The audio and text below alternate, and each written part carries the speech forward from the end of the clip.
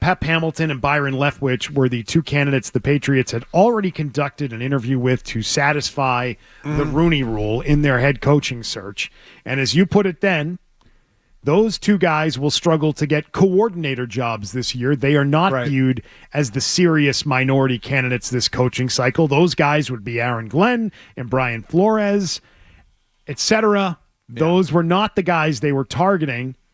And then we found out yesterday, Bert, 2 days after those interviews were conducted, we actually are now putting in a request for Aaron Glenn as well. We put in the request for Ben Johnson 2 days ago, but now we're also just coming to our senses and finding out about Aaron Glenn. We're going to interview him as well. And by the point they put in for Aaron Glenn yesterday afternoon, Glenn had already scheduled 4 interviews. The Raiders came in late too. He was working to schedule the Raiders, but the difference with the Raiders is the Raiders didn't fire their coach until Tuesday afternoon. So the Raiders had a reason why they were a little bit later than everybody else. So he's got 4 interviews scheduled. Now all 6 have requested him.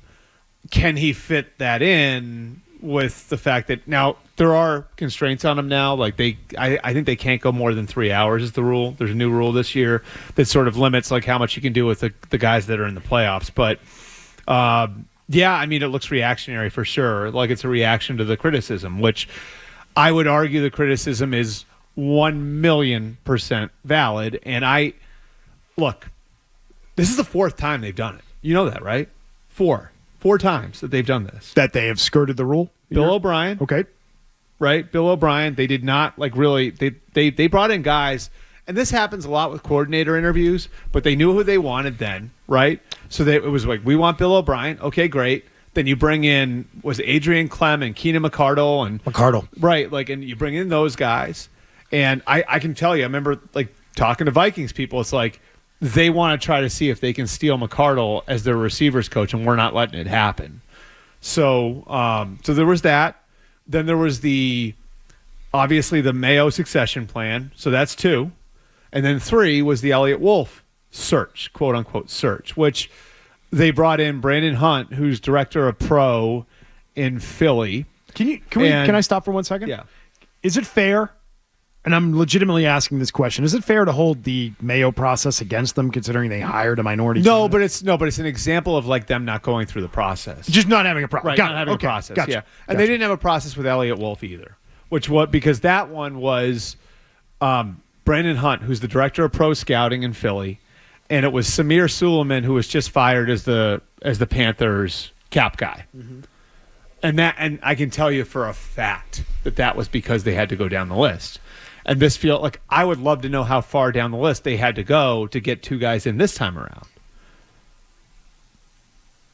And then they put them on the same tweet.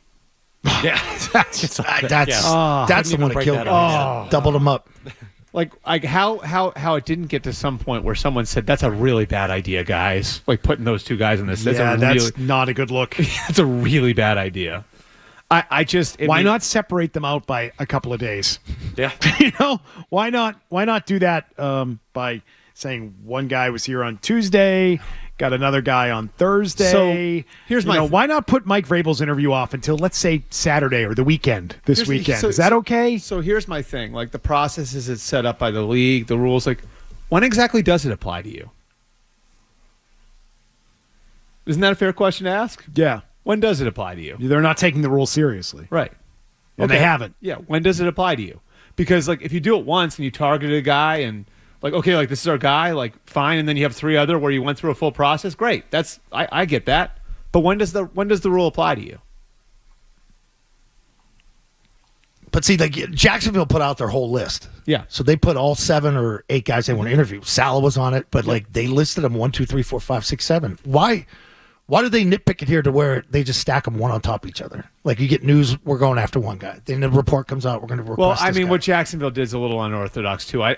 What's normal this time of year that you will see teams do is teams will announce the interview after it's done. So they'll say like the Jets have done that, the Bears have done that, where you'll see like once, and the Patriots did it a little sloppily with the 2-1. Yeah. But like they announce it, like what teams will do is like as they're going through the process, they will announce like we've interviewed this guy. What the Jaguars did super unorthodox, where they just put out their whole list. That generally doesn't happen, but for whatever reason, the Jags decided to do it that way. So the Rooney Rule is tied into this, Bert, but the bigger thing here is that the Patriots just don't go through a process and a process in earnest where they talk to people and gain knowledge. They just target a guy they know and get there. They still think they have all the answers. That's what you're hitting on. Yeah. And they think, and by the way, they might be on the right path here if they hire Mike Vrabel, right? This is one where thinking they have all the answers will work out for them, I think. How'd that work out the last 3 times? Horribly. Well, Bill O'Brien, I wouldn't say was a horrible hire. No, it didn't work out. No, he wasn't. But I'm just saying, did this result in some sort of home run? No. And that's the thing about it is okay, so what evidence do I have if I'm a fan of the team? You had 20 years of incredible success with a generational coach and a generational quarterback. What evidence do I have that it had anything to do with anything but those two? And I'm not discounting anyone else who was a part of it because they built something great here. But just as far as tone setters, guys who are at the top of the org chart, and there's so many great guys, and I'm friends with a lot of them that came through here and did such awesome work. But what evidence do we have that the guys who really have the answers are the people who are still in that building? None. Because we had 20 years of incredible success in it all. Look how fast it all came unraveled. It's the enticing part about Mike Vrabel because it feels like he would be a guy who has answers. But even then, has the right ideas. He fits the mold, but right. And I love Vrabel as a coach. I think he's a top 10 coach in the league. You guys know that. And I think there's a great chance that they stumble into the right answer here. But how do they know? What knowledge do they have of Vrabel as a coach? The same that you do, having watched the Titans on TV? Yep. Because they've never seen Vrabel coach. No, they've never seen it up close. Do they have anybody in the building who's seen Vrabel coach? No. See, they watched Rod, coach under Bill. They know Bill. Billy O'Brien, so maybe they call up to BC and ask how he is. But other than that, so they have less knowledge of Vrabel as a coach than they do of Flores. Fair. Yeah, fair thing to say. And that should make them nervous, though, too. They fall in love with that candidate. Same thing with Mayo. Are they going to do the right thing, or are they going for a PR win? They might get both because they know that they might get both. Yeah. And again, but I don't think that means they know anything more or that they're doing it out of a great process or someone who's a great visionary that's currently in the building, which is your point. I'm with you on that. I mean, I just and I think it's you look after failure like this for someone to look in the mirror. You know what I mean? And just say, you know what? We messed up. And we need to get, if you're really looking in the mirror, if you're not just going up there and saying what somebody told you to say or what you think is the right thing, there's, a real process of looking in the mirror. And a lot of times, a lot of these owners have to stub their toe a bunch to get there. I bring up the 49ers as a good example of it, where they went one and done, they blew the wrong guy out, right? They decided to keep the GM and fire the coach when they fired Jim Harbaugh, right? And then they go through 2 one-and-dones. And it took going through all of that for Jed York to finally get it. Say, you know what? I got to go find good people and empower them. And even then, it wasn't perfect. They really liked Sean McVay, then lost him to the Rams. Then they tried to hire Josh McDaniels, and Josh backed out at the last second. And then eventually they wound up with Kyle Shanahan and John Lynch because they went through a whole process and got there. And because they were taking a hard look at their football operation, and now they're one of the most consistent winners over the last 7 or 8 years in the league. And it would alarm me if I was Vrabel. It would alarm me if I was Vrabel looking at this and looking how quickly it's all come undone. Do you think he is going to be interviewing ownership as much as they will be interviewing him today? Yes. And I think where they could get put in a tough spot is if Mike wants an answer. You know what I mean? And they may look at this and say, they could sit in the room and be like, man, maybe we should do a real process. But if Mike wants an answer, Mike wants an answer. Mike holds all the cards. I think Robert Kraft, his commitment, I think it's a soft commitment. I think it's we'll see what happens with the head coach. And I've seen this before, where it's standard procedure. Yeah, I mean, it's not unusual. There have been situations where it has really worked out, where a coach has come in and inherited the GM and it's worked. Les Snead and Sean McVay in Los Angeles, Mickey Loomis and Sean Payton in New Orleans. But you're going to have a strong rapport and a strong working relationship. And I there are links between Elliott Wolf and Ben Johnson. So like I do think that like that could work with Vrabel. Like I think I don't know if Mike would say as a condition of me coming here, I have to have my own personnel guy. Maybe he would, or maybe he would play it out till May, and then you make the decision in May. That's the way Buffalo was, by the way. Like, if you guys go back and you look, like, Sean McDermott worked with the sitting general manager, who was Doug Whaley at the time. And then they Pittsburgh fired, kid. Yep, and they fired Whaley after the draft and then brought in Brandon Beane, who McDermott had been with in Carolina. So, like, I certainly think, like, that there's a couple of different ways this could play out. The fact that Elliott is in the Elliott and Alonso, and Alonso is Elliott's right-hand man. The fact that those guys are in the interview room is significant. And I think Robert likes. What's the question? Like, what kind of personnel guy do you want? So here's what I think. Like, I actually agree with the Crafts on this. Like, I think part of it is, like, I've talked a lot about, like, the modernization of the operation, right, and how far behind they are. Well, they're starting to do some of that stuff. Like, the grading system is just part of it. Like, they're going to work to introduce some different things into personnel, and all of that stuff is sort of in flux right now. And the line they'll give you down there is like, Rome wasn't built in a day. It takes a while to do this stuff. So if you're under, we heard that line all year long from their players. But if you're on, but here's the thing though, is if you feel like you're in the process of building it out, well, then just hitting the eject button to hit the eject button because the fans are upset is not the right thing to do. We've already made some progress here in building the thing out.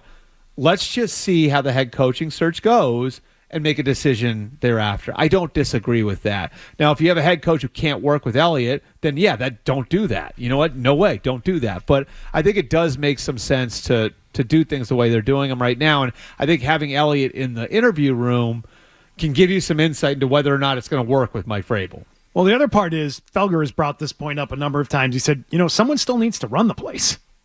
It's still a football franchise that needs to operate right now and have some things prepared for the spring, even with a new head coach. That's part of it, too. Right? I mean, someone needs to turn the lights off every night and go home. Now, someone's got to be running the building. Someone has to do the day-to-day of, players are leaving the building, players are having exit interviews, things like that. Someone's got to be in charge for the time being. And you said it earlier, Bert, someone needs to be in the room to be asking some football questions of these guys getting interviewed, right? And can Elliott and Alonzo Highsmith help with that? They can 100% help with that. But I don't, again, like, I don't think that that's necessarily, it's not a must. Like, the Lions fired everybody in 2020 and started all over. Now, they did have some existing guys, like Lance Newmark's a name people here probably don't know, but he was like an important piece of them, like, bridging. So it doesn't have to be the guy in charge. You know what I mean? Like, they fired Bob Quinn, who was Matt Patricia's general manager, but they still had Lance Newmark, who'd worked there for 20 years. So he was sort of the guy that was there to help the new general manager and bridge some of those things. They don't have that guy here. Yeah, and that might be part of it. But they've been so small on the personnel side forever that they maybe don't have that infrastructure. See, but you look at Philly, and you mentioned Howie Roseman. How many coaches has he spanned across? Howie's a survivor, like 3 man. or 4, man. Yeah. That's unheard of. Howie's a survivor, but, like, their structure is very different. But he's good. You could argue that's the best roster in the league, right? Like, I agree. Aren't there two kind of ways of going about it in this league, Bert? You either have a head coach who's the strong personality and the leader, or you have the GM, right? Isn't it kind of one or the other? Yeah, there are examples of it being kind of. I think the closest thing to like 50-50 was like the old Seattle model. Atlanta was set up this way when Dan Quinn was there because they kind of emulated Seattle, and a lot of people did it this way where Pete and John Schneider back in the day. Pete and John Schneider, where the whole setup was, okay, so the coach has the 53, but the GM has the 90, which means like you have the coach, the GM has the off season, and he basically at the beginning of training camp hands the team to the coach. And then the coach, so basically it's like you both have skin in the game where it's like it's the GM's job to build the roster up and it's the coach's job to cut it down. But that really does work if you have guys that are on the same collaborate page. and are on the same page. Right. And when you are, that can work really well. And a huge part of that. I mean, look, like Mike Vrabel didn't have much personnel power until the very end, he had it the last year, but he didn't really have it. John Robinson was the guy who was in charge in Tennessee. Vrabel had input, but John Robinson had all the power in Tennessee. So like that would be if you're starting to give Vrabel more power, then that would be new for him too. So if like, it's a guy like Vrabel or Ben Johnson, I think Elliott should start packing up the things around the office.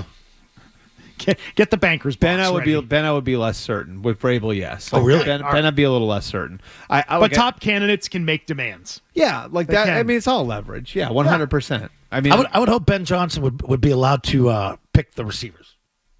He's going to throw the ball to. Yeah, I would say this in like Can he develop them? I would say Can he in develop? Elliott's defense, it's been 1 year with those guys, and if you look at the Packers' history of drafting receivers outside the first round, it's unbelievable. It's like the Steelers. Yeah, the Greg Jennings of the world. Greg Jennings, Jordy Nelson, Devontae Adams, Randall Cobb, like all those guys outside the first round. All right. They've got a pretty good track record with receivers. James Jones. Yeah, the Packer way did not tell him to do it this way. He has not been following all the principles of the book. I'll pull the book out, man. I was it going to says ask nothing. where it is. I didn't see it. Hey, if you like that clip, check out more videos from Zolak and Bertrand right here. For more Patriots analysis and opinion, hit this playlist. And for all the latest from the Sports Hub, download the app at 985thesportshub.com.